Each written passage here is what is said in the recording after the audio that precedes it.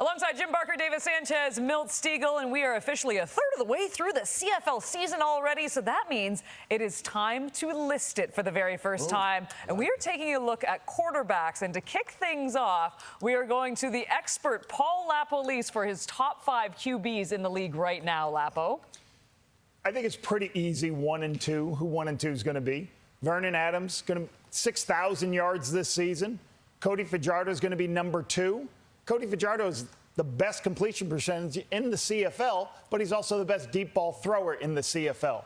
So I think those two are easy. 3, 4, and 5, a little different. What's going to happen here? I went with Zach Collaros after his performance last week. I think he's going to get more healthy bodies, guys who can help him and his history of being the outstanding player.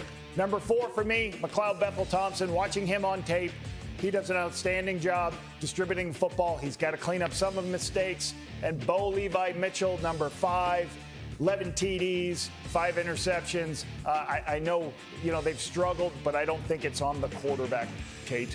So that's my top 5. Lapo, I really like 1 and 2. I think we can absolutely debate number 3 right now. Wow. JB, are you putting Zach Collaros in that 3rd spot?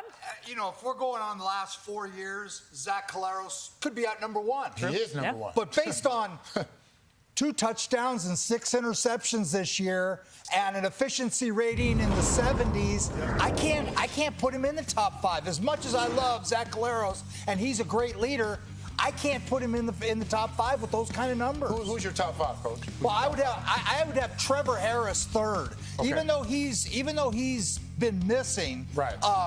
He still has 7 touchdowns, 3 interceptions, and 110 passing efficiency. Trevor Harris would be my number 3. I agree with you about Zach. If we're talking about full body of work, he's number 1. It's not even close. But based on, and maybe next week he would be in the top 5, but based on right now, he's not in my top 5. And I think he's a great quarterback, and he had a great game, but he's not in my top 5. It goes VA, it goes Fajardo. I got Bo at number 3. I got Trevor Harris at number 4, and I got Bethel-Thompson at number 5. Like I say, next week, this could all change. But right now, Zach is not in my top 5, Chaz. Wow. We all see things a bit different. I also don't have Zach at 3, but I have a different 3 than you guys have. I got Macbeth at 3. I think McLeod Bethel-Thompson, look at especially in this, with the situation with Winnipeg. Zach comes from a system with consistency with Buck, consistency with a run game. McLeod Bethel-Thompson has come off his couch and put up numbers. Now, the win-loss record, okay, it is what it is. But I think when I look at what he's done at quarterback, I put McLeod Bethel-Thompson at 3, and then I have Trevor, and then I have Bo. Well, Bo Levi, he has 11 touchdowns. Thrown 11 touchdowns. Now, they have a bad defense.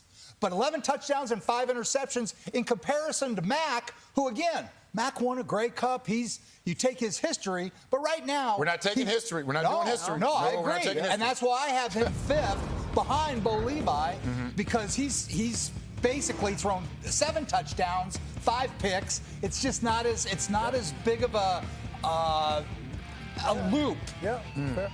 It's very difficult because you get some guys who've really struggled with some younger teams. But, I think the hard part, Bo Levi Mitchell is, like you said, Jim, there's some very problematic issues on defense there. So he's doing some good things. But, all 3 of those guys on the bottom tier have struggled. They've all made plenty of mistakes to get their teams to lose games. Why did you put Zach at 3? Why did you put Zach at 3?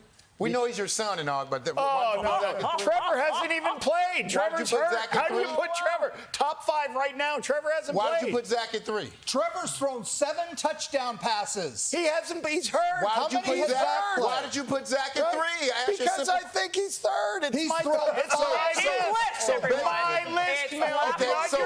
if he wouldn't, you have your list. You have your list. You have your list. In their last game, if he wouldn't have played as well as he did, would you have put him in 3? Would you have put him in 3 if they didn't play as well as he didn't play as well as he did that last game? Would you have put him in 3? No. Okay. So it's based on that 1 half, basically, right? Based on the second half for the most part, right?